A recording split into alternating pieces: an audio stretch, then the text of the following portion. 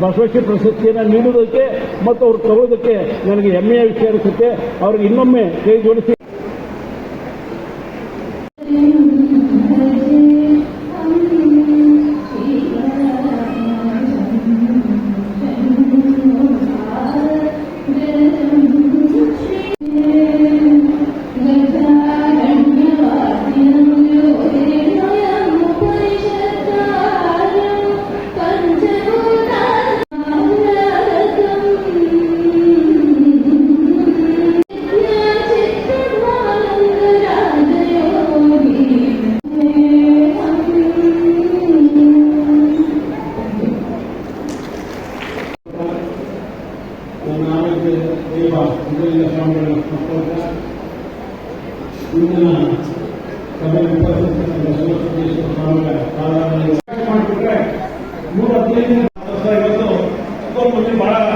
ತುಂಬಾ ಸಂತೋಷವಾದ ವಿಷಯ.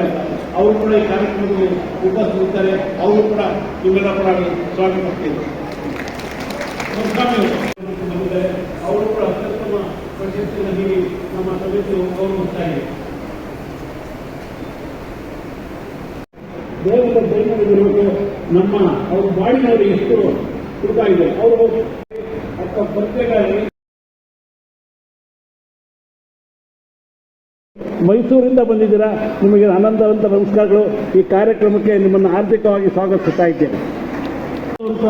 ಕೆಲಸ ಮಾಡಿ ಸಮಾಜಕ್ಕೆ ತಮ್ಮನ್ನು ಮುಡುಪಾಗಿಟ್ಕೊಂಡು ವರ್ಷಕ್ಕೆ ತಿಂಗಳಿಗೆ ಒಂದಿನ ಬಸವಶ್ರೀ ಪ್ರಶಸ್ತಿಯನ್ನು ನೀಡುವುದಕ್ಕೆ ಮತ್ತು ಅವರು ತಗೊಳ್ಳೋದಕ್ಕೆ ನನಗೆ ಹೆಮ್ಮೆಯ ವಿಷಯ ಅನಿಸುತ್ತೆ. ಅವ್ರಿಗೆ ಇನ್ನೊಮ್ಮೆ ಕೈ ಜೋಡಿಸಿ. ದೀಪ ಬೆಳಗುವುದರ ಮೂಲಕ ಕಾರ್ಯಕ್ರಮ ಅವಕಾಶ ಆಗ್ತದೆ.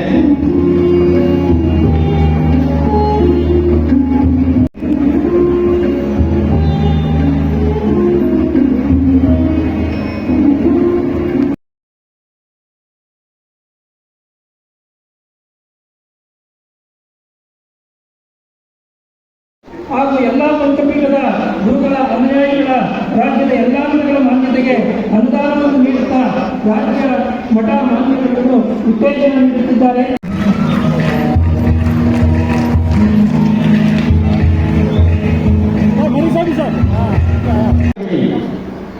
ಅಕ್ಕಮಹಾದೇವಿಯ ಜೀವನ ಮತ್ತು ಸಾಧನೆಯನ್ನ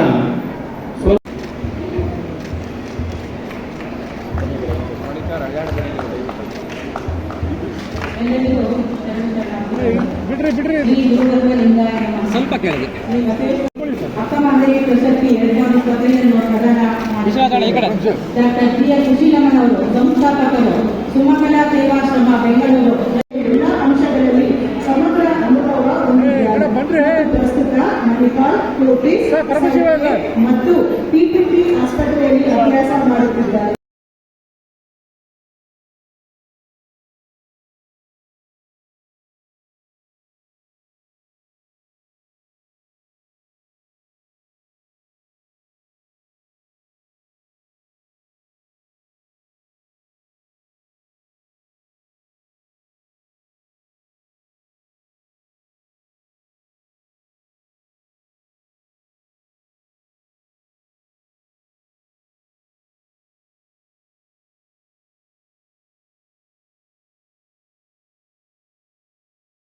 ಪ್ರತಿ ವರ್ಷ ಜೊತೆಗೆ ಸಂಕ್ರಾಂತಿ ಹಬ್ಬದಂದು ಕಡಲೆಕಾಯಿ ಪರಿಚಯನ ಮಾಡೋದು ಮುಖಾಂತರವಾಗಿ ಹಳ್ಳಿಯ ಸೊಗಡನ್ನ ಬೆಂಗಳೂರು ನಗರಕ್ಕೆ ಸಮೀಪವಾಗಿರುವಂತಹ ಈ ಸೋಮಪುರದಲ್ಲಿ ಬೆಂಗಳೂರಿನ ಅತ್ಯುತ್ತಮ ಅವರು ನಿಜಕ್ಕೂ ನಾವು ಬಸವೇಶ್ವರ ಸೇವಾ ಸಮಿತಿ ಮತ್ತು ಆತ್ಮ ಬಳಗ ಸದಸ್ಯರೆಲ್ಲ ಸ್ವಲ್ಪ ದಯವಿಟ್ಟು ಈ ಕಡೆ ಬರ್ತೀರಾ?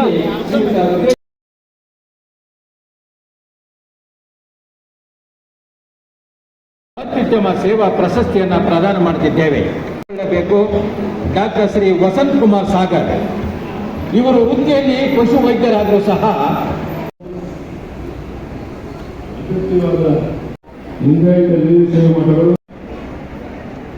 ಶಿಕ್ಷಣವನ್ನು ಪಡೆದು ಅವ್ರ ಕಾಲ ಮೇಲೆ ನಿಂತು ಗೌರವದಿಂದ ಅಣ್ಣ ಬಸವಣ್ಣನವರು ಸಾರಿದರು. ಅವರ ಚಿಂತನೆ ಆದರ್ಶ ಬದುಕಿನ ದಾರಿದೀಪವಾಗಿದೆ. ಈ ಸಂದರ್ಭದಲ್ಲಿ ಅಣ್ಣ ಬಸವಣ್ಣವರ ಹೆಸರಿನ ಪ್ರಶಸ್ತಿಯನ್ನು ನನಗೆ ಅತ್ಯಂತ ಕೃತಜ್ಞತೆಗಳನ್ನು ಸಲ್ಲಿಸ್ತೇನೆ. ಈ ದೊಡ್ಡ ಜವಾಬ್ದಾರಿಯನ್ನು ಅರಿವು ಸಹ ನನಗಿದೆ. ಇವತ್ತಿಗೂ ಕೂಡ ನಿತ್ಯ ಪ್ರೇರಣೆಯ ಶಕ್ತಿಯಾಗಿದ್ದ ನಾಯಕನು ಬಸವಯ್ಯ ಎನ್ನುವಂತೆ ಬಸವಣ್ಣನವರ ಕಾಯಕ ದಾಸೋಹ ಅಣ್ಣ ಬಸವಣ್ಣನವರ ಉಪದೇಶಗಳು ನಿಜಕ್ಕೂ ಕಾಲಾತೀತವಾಗಿದೆ. 12ನೇ ಶತಮಾನದಲ್ಲಿ ಅದು ಎಷ್ಟು ಪ್ರಸ್ತುತವಾಗಿತ್ತೋ ಇವತ್ತು ಕೂಡ ಅಷ್ಟೇ ಪ್ರಸ್ತುತವಾಗಿದೆ. ಯಾರನ್ನು ಕಡೆಗಣಿಸದೆ ಎಲ್ಲರಿಗೂ ಸಮಾನ ಅವಕಾಶ ಪ್ರೋತ್ಸಾಹಗಳಿರುವ ಜನರ ಸೇವೆಯೇ ನನ್ನ ಧರ್ಮ ಎಂದು ನಂಬಿಕೊಂಡು ಬಂದಿದ್ದೇನೆ. ಶೋಷಿತರ ನಿರ್ಲಕ್ಷಿತರ ತಾಯಿಯಂದಿರ ಸೇವೆ ಮಾಡುತ್ತಿರಬೇಕು ಅನ್ನೋದು ಈ ಪ್ರಶಸ್ತಿ ನನಗೆ ನೆನಪು ಮಾಡಿಕೊಳ್ತಾ ಇದೆ. ಅಣ್ಣ ಬಸವಣ್ಣನವರು ತೋರಿದ ಹಾದಿಯಲ್ಲಿ ಸಾರ್ಥಕವಾಗಿ ಮುನ್ನಡೆಯುತ್ತಿರಬೇಕು ಎನ್ನುವ ಸಂಕಲ್ಪದೊಂದಿಗೆ ಈ ಪ್ರಶಸ್ತಿಯನ್ನು ಗೌರವಪೂರ್ವಕವಾಗಿ ಸ್ವೀಕರಿಸಿದ್ದೇನೆ. ನಾನು ಎಲ್ಲ ಕಡೆ ಒಂದು ಮಾತನ್ನು ಹೇಳ್ತಾರದೇ ಸಾಧನೆ ಆಗಬಾರ್ದು ಅಂತ, ಅದನ್ನು ನಂಬೋನು ಅದನ್ನು ಅಕ್ಷರಶಃ ನನ್ನ ಜೀವನದಲ್ಲಿ ಪಾಲಿಸ್ಕೊಂಡು ಬರ್ತಾ ಇರುವಂಥವನು. ಪ್ರಾರ್ಥಿಸುತ್ತಾ ಈ ಗೌರವವನ್ನು ನೀಡಿರುವಂತಹ ಪೂಜ್ಯ ಶ್ರೀಗಳಿಗೆ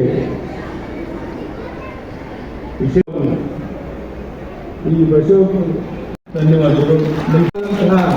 ಬದುಕನ್ನ ಕಾಣಲಿ